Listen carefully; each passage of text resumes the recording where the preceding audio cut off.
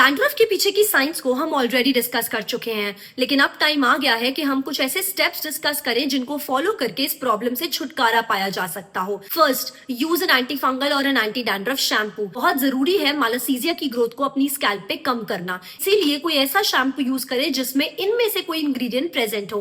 पहला साइक्लोपायरॉक्स, दूसरा जिंक पिरिथायोन, तीसरा कीटोकोनाजोल, चौथा सेलेनियम सल्फाइड। क्योंकि ये चारों इंग्रेडिएंट्स एंटी फंगल इंग्रेडिएंट्स हैं, तो अगर इनमें से कोई भी आपके शैम्पू में प्रेजेंट है, इसका मतलब आपके पास एक एंटी डैंड्रफ शैम्पू है। Second, avoid using heavy oils. बहुत जरूरी है कि मालासीजिया को उसका खाना ना दिया जाए, इसीलिए आपको लाइटर ऑयल यूज करने पड़ेंगे। बेटर है कि आप कोकोनट ऑयल या आर्गन ऑयल को यूज करिए rather than using castor oil, olive oil और mustard oil. In fact coconut oil is the best choice क्योंकि उसमें ऑलरेडी एंटी फंगल प्रॉपर्टीज होती हैं, and if you mix it with a few drops of tea tree oil और lemon grass oil, it makes it even more effective.